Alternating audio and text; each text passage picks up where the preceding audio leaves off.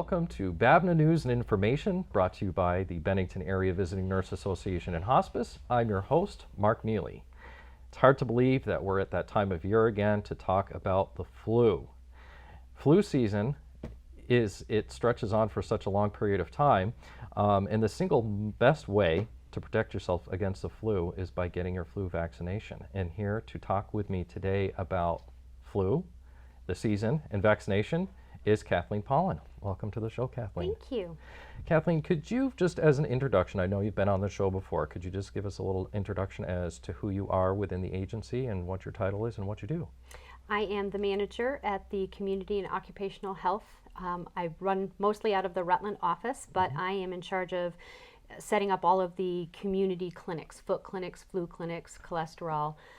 So I'm the one that makes all the phone calls and gets it onto the calendar and does all the little this, that's, and the others behind the scenes. So, and you're a registered nurse too? Yes. You are. Excellent. So, since we're talking about the flu, a lot of people think they know what the flu is or feel they have a general idea. Most of us have had the flu at one time or another. What exactly is the flu? It's a virus that you pick up through respiratory droplets, basically coughing, sneezing, anything that comes that's wet from your nose or your mouth can carry the virus.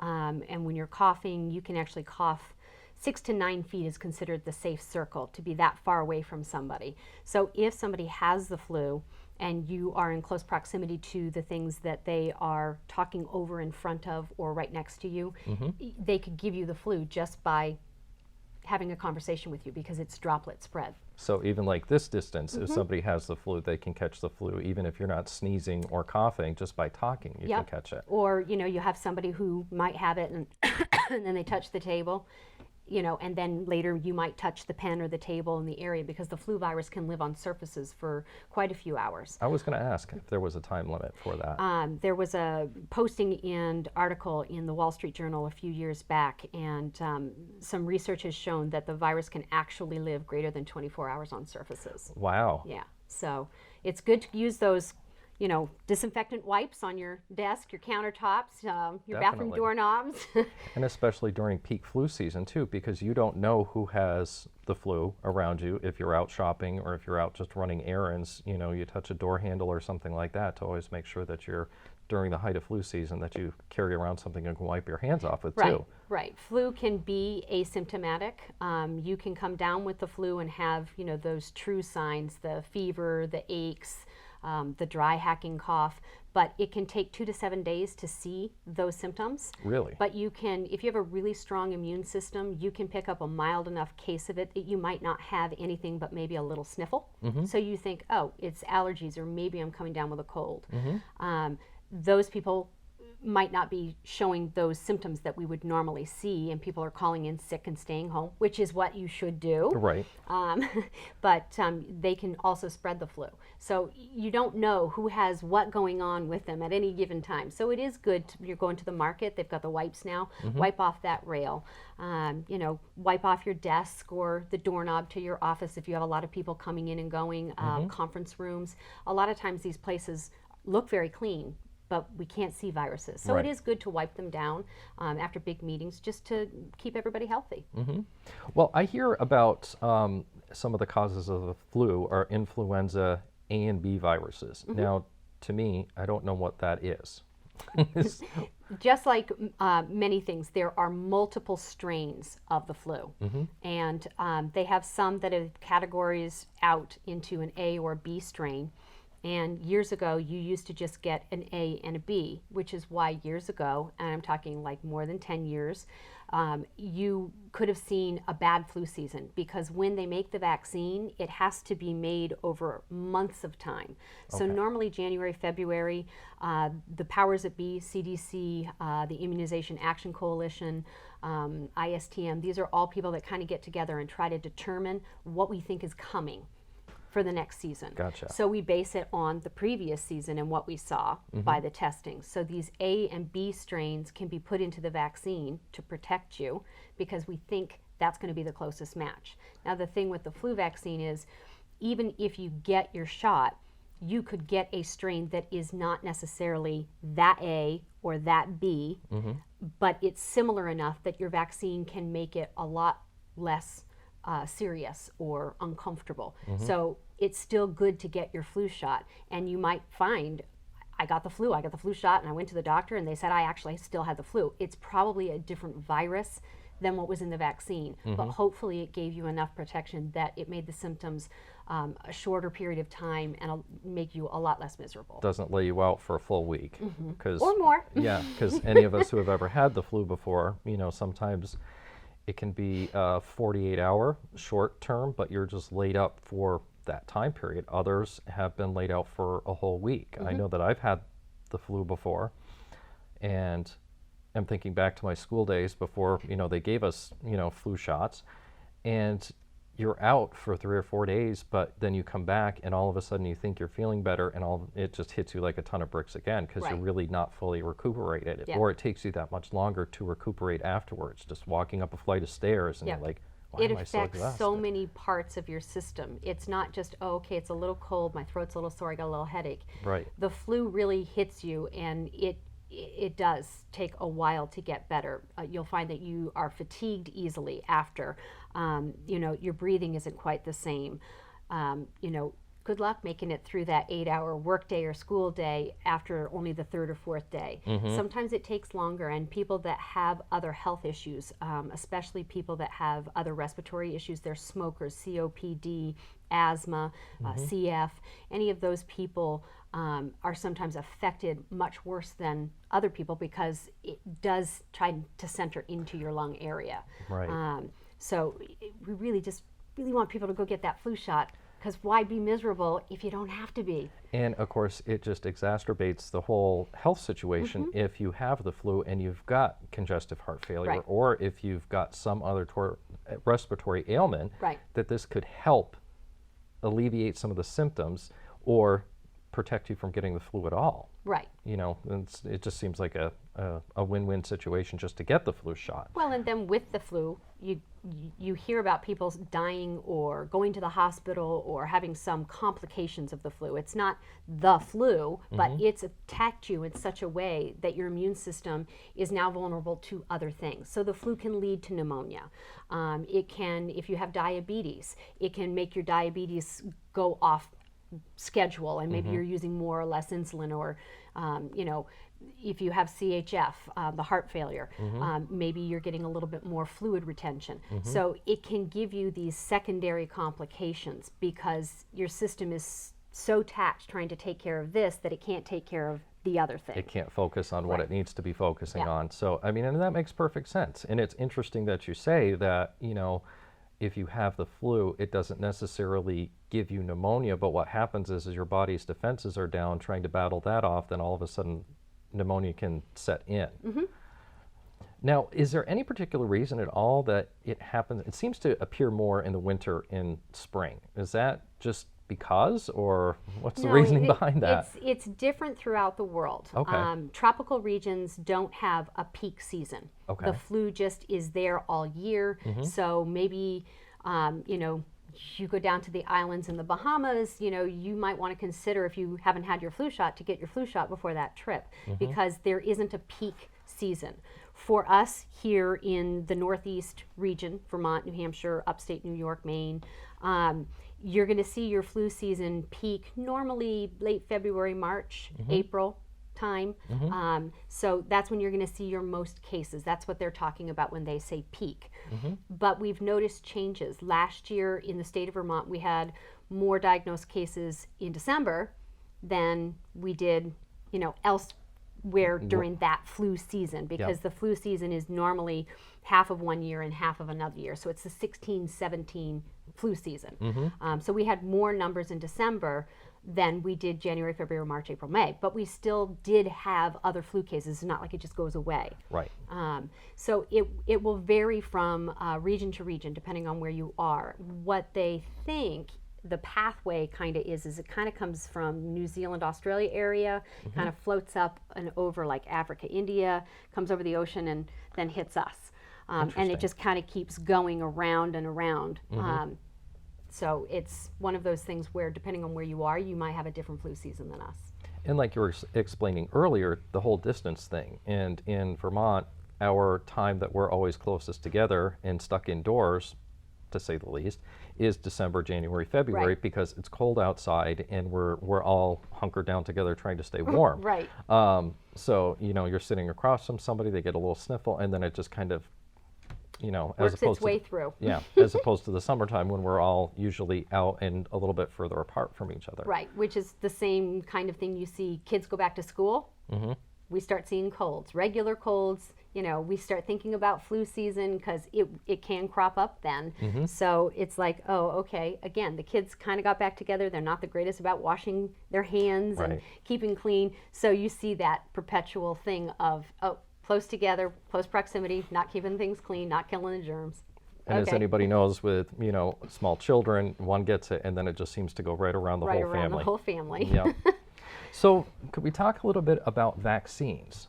There Sure. are a couple of different kinds of vaccines, as I'm aware of, or maybe even 3.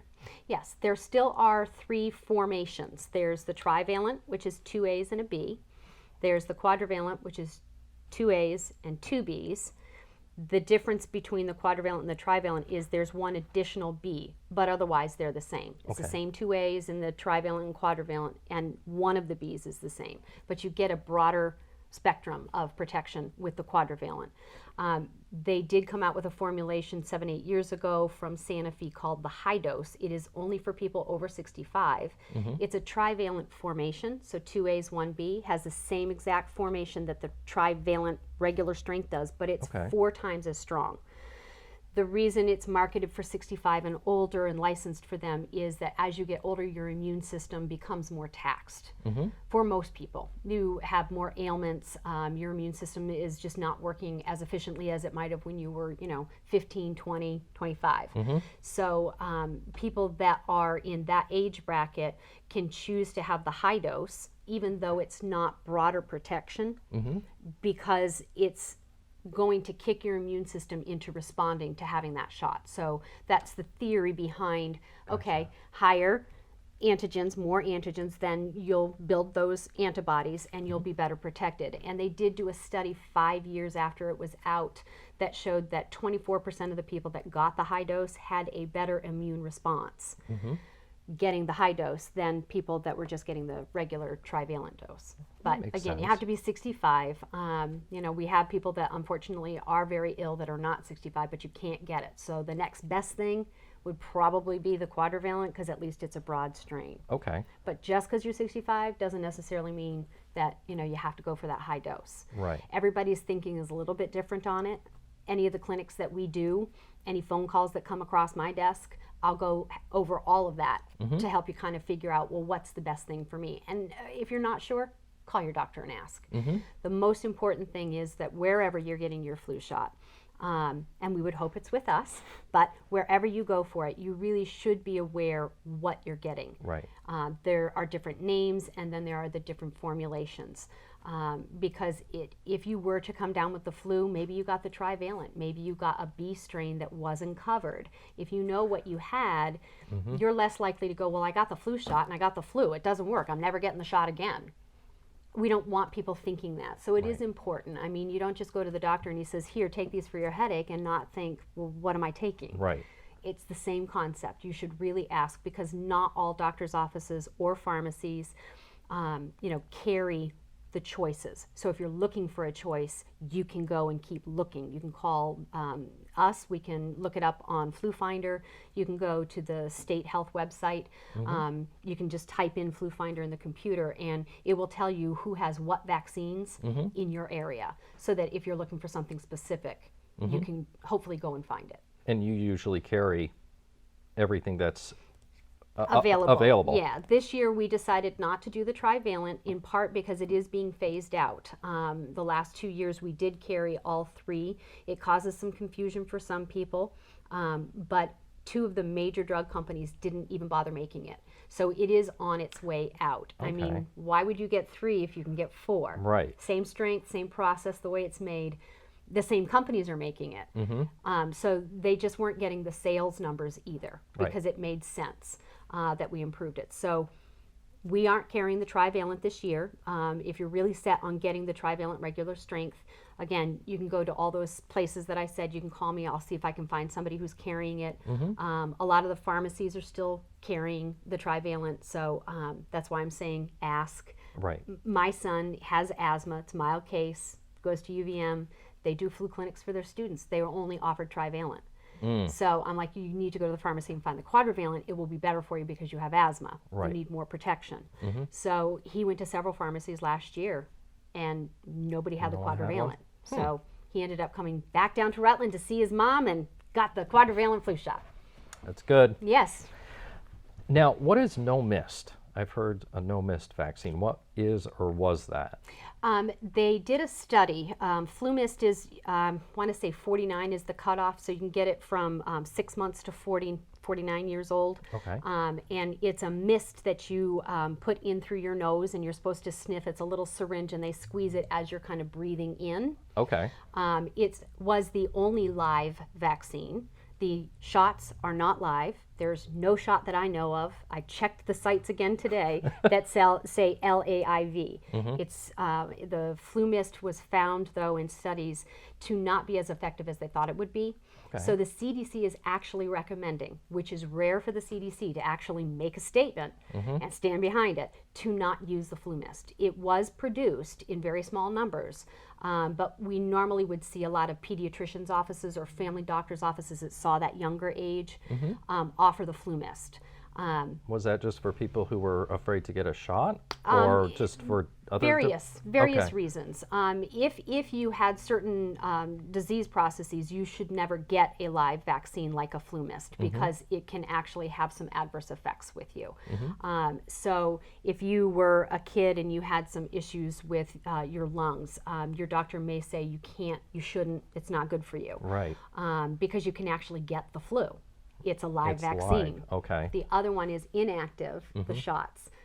So yes, a needle might be a daunting thought for some people, but given good technique, have a good needle, good syringe, you know, you should be able to get a flu shot with just literally a tiny stick. And I do have people say, you're done, and not even realize they've already gotten their vaccine. So small gauge, good technique, and you can go get your flu shot, and it's not a big deal. But yes, people did have the flu mist instead of the shot because they didn't want that needle. My kids did that once.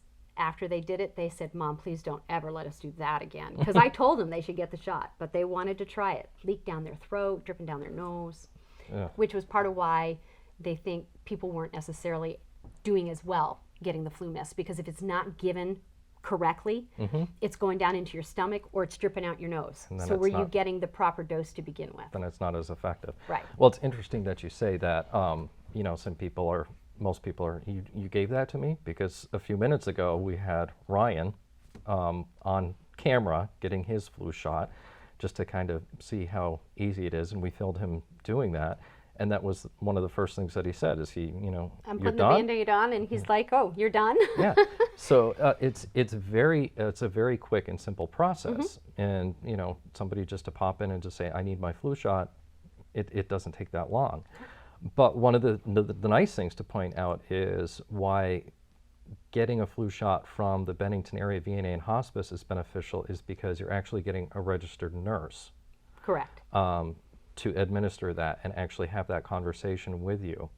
And you might not know. They're going to be asking you questions about your health background, things like that, and Correct. then be able to explain things in a little bit more detail. And I'm assuming giving you that more one-on-one. I mean, Yeah, it's been said to us that the VNA clinics that we do, whether they're public, coming into the office, if you're a home care patient and your nurse is bringing it to you, that it is a much more relaxed environment.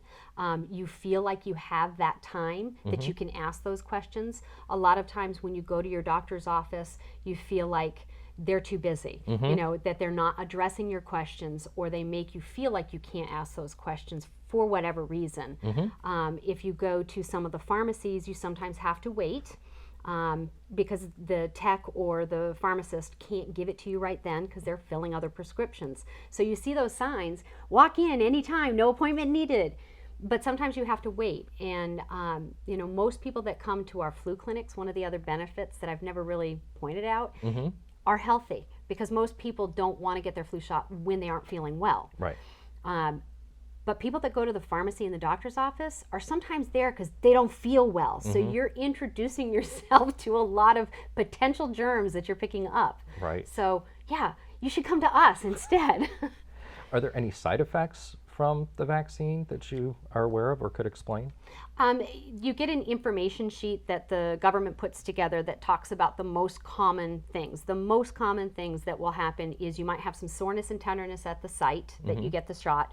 It makes sense. You're sticking a needle in somebody's arm, so it might be a little bit sore. Right. Some people, their immune system is really sensitive to getting the shot, so it starts to kick in. So maybe they get their shot in the morning. By evening, they might be feeling a little more tired than they sometimes do. They might have a little bit of a headache. They may feel like they're coming down with a little bit of a fever, and they very well could be. It's in response to the vaccine and your immune system saying, oh, yeah, we got to go to work. Right. And it's building those antibodies. So it's a good sign when that's happening. Not everybody has that reaction, but that doesn't mean you're not building the antibodies. It's just everybody is so particular about how they take medications and how they respond to them. Sure. But it's not the flu. It really isn't the flu. Right. It's just you're a little uncomfortable. Like I said, the most common, little soreness of the site, headache, maybe a little fever. And a lot of times if somebody has, or I'm going to probably say 100% of the time, if somebody gets the flu after they've had the flu shot, it's not from the flu shot, but they've actually had the flu harboring in their system, and it's just, you know, okay, now your body is actually fighting off the flu because you got the flu shot too late. Right.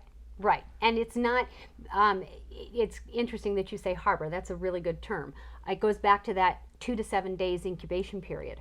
So you could have been around somebody, oh, the flu clinic is here in town, it's a good time, I'm going. You're not feeling those symptoms yet, and then it kind of creeps up right as you're getting that shot, or a day or two after that shot, because the countdown has now gone to its point where you're going to have the symptoms. But it's still a good idea to get the flu shot, because even if you had the flu in September and you went to get your shot in October, you haven't built immunity from that. You're not going to have a self-immunity like chickenpox. If you actually have the chickenpox, you should never get them again. It doesn't work that way with viruses. You can pick it back up again. You can pick it back up again. So you could have the flu more than once. So again, go get your flu vaccination. And like we were saying, it's very quick and easy, or you know, you get asked the right questions. I heard you asking Ryan what kind of, you know, if he has any allergies to, I can't even remember what you asked, but I just heard in the background. I was doing something else at the time. So what are some of the best ways to prevent the flu? I mean, there are many ways, but what are some of the ones that you can? Some of the things that we had talked about, you know, during the flu season, winter seasons, you know, wipe your work area down, wipe down doorknobs, you know, even to your own home. You got lots of kids coming, school, desks, all of that should be wiped down with some type of a disinfectant wipe. You know, those Clorox ones, Lysol spray, those all will tell you kills the flu virus. Right.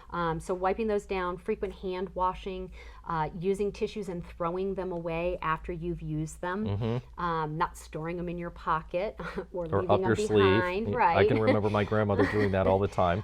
You know, a lot of us are used to coughing and sneezing into our hand. You really should use the crook of your arm, because most times we're not going around like this and touching things with the crook of our arm. So those germs are kind of contained here as opposed to your hand. Right. Which again, that's part of why we say don't reuse the tissue. If you're coughing and sneezing, even if it doesn't seem like it's super wet, it's a good idea to throw it away, because you might set it down on the table and then there you go. The virus has now made contact. So frequent hand washing, cover your mouth and nose with the crook of your arm, and get rid of your tissues. Those are the 3 best things. And I am the worst person at doing this, because for whatever reason, if I'm sick, I still feel I have to go to work. It's not because I'm afraid of my workload, it's just because I might miss something, or I might feel that I've got too much that I have to make up for the following day. But one of the best rules of thumb is if you're feeling sick, or if you have the flu, stay home. Number one, well, I probably shouldn't speak for you, but just out of my own experience, it's not going to help you recuperate any faster. You're taxing your system. And then I'm spreading my germs around. Right. So shame on me for infecting the whole building. It is difficult. I think we've all been there where, you feel like you can't call in, and you feel obligated to giving a reason when you're calling in. Right. You don't have to give a reason. You can say, I'm just staying home. I can't come in today.